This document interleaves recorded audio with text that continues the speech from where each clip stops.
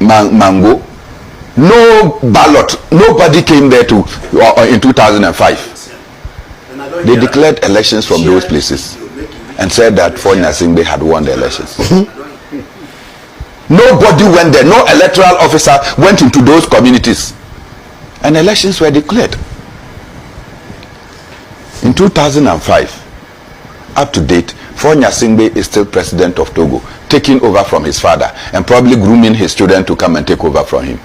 How do you tolerate such situation when ECOWAS is sitting down and not talking? African Union is comfortable with such situations.